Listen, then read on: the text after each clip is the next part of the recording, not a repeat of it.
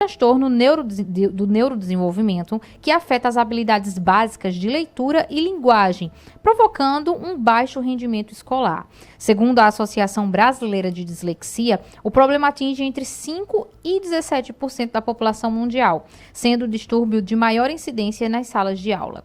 No Brasil, estima-se que 8 milhões de pessoas tenham dislexia.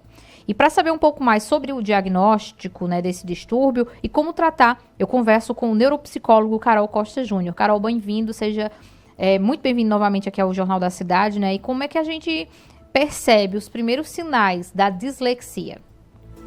Bom dia, prazer estar aqui. Então, a dislexia, como você bem trouxe, ela é alarmante, né? Até porque há muito desconhecimento também com relação a isso.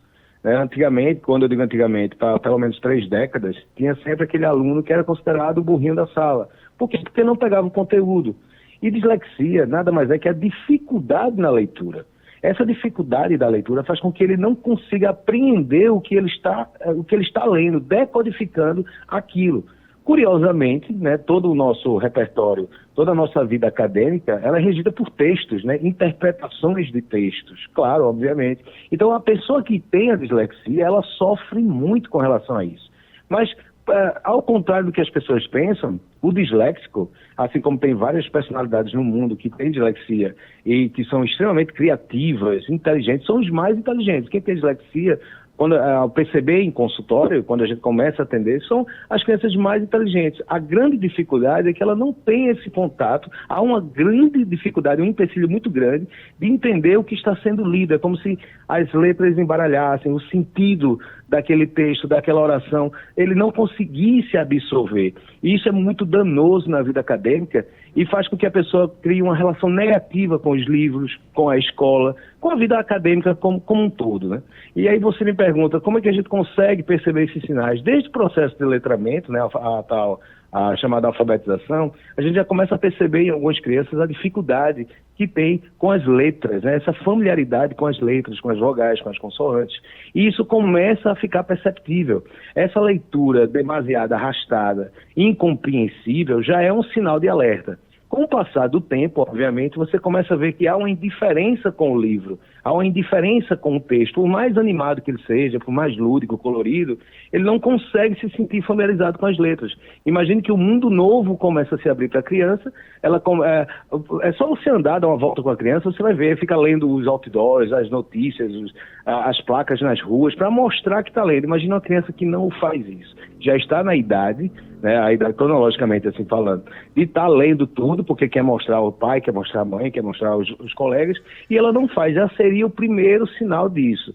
É algo fatalista? Não, por quê? Porque hoje nós temos aí várias ferramentas e mecanismos onde a gente pode identificar através de escalas e também iniciar o tratamento. Isso é muito importante, porque antes não sabíamos disso. Hoje já temos aí como fazê-lo e já existem leis, já existem direitos que asseguram a pessoa com dislexia, que nada impede que ela um dia seja, sei lá, PhD no que ela quiser, sei lá, em física nuclear, medicina nuclear, o que ela quiser.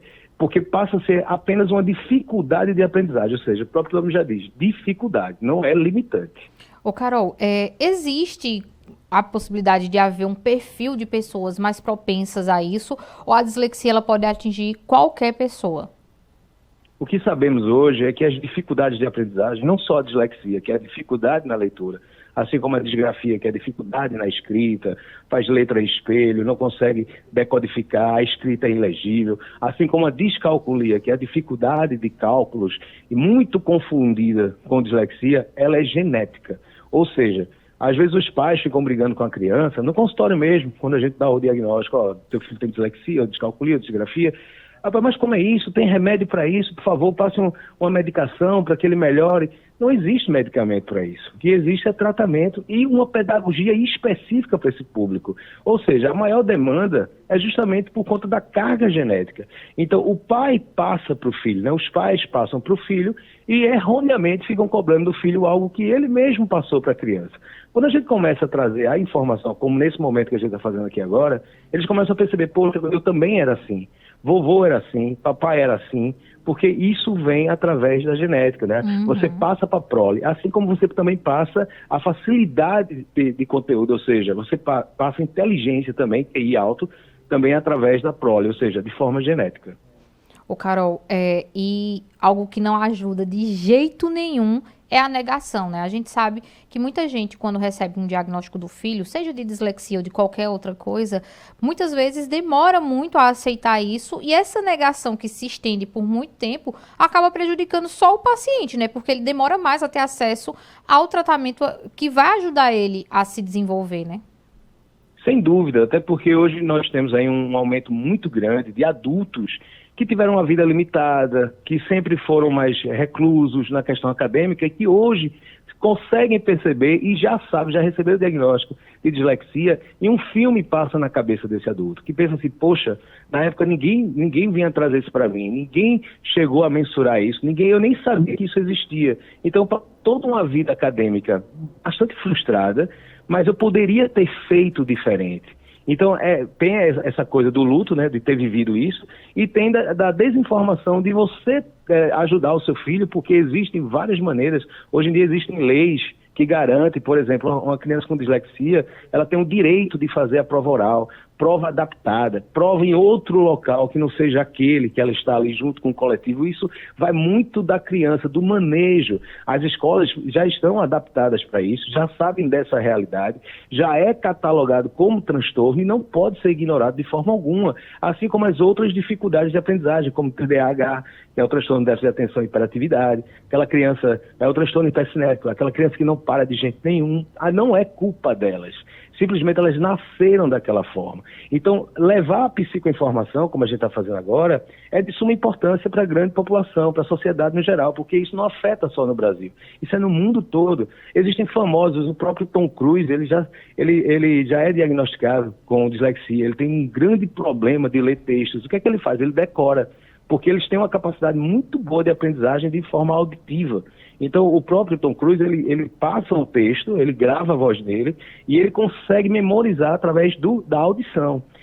Leonardo da Vinci também, né, uma grande personalidade mundial, também tinha dislexia. Imagina o tanto de coisa que ele inventou, né, pintou lá Mona Lisa, que a gente chama de Mona Lisa, mas lá é Gioconda.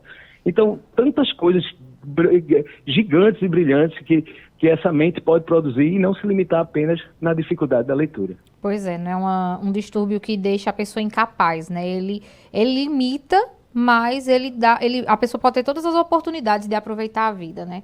Carol, eu queria muito agradecer você, né, por essa participação numa data tão importante como essa, né, o Dia de Atenção à Dislexia, e torço para que as pessoas que estão nos ouvindo, nos acompanhando aqui na Rádio Cidade, possam abrir mais a cabeça, né, para entender a necessidade do tratamento adequado para as pessoas com dislexia. Eu agradeço bastante e até uma próxima. Muito obrigado, o agradecimento é todo meu e eu estou sempre à disposição. Bom dia a todos.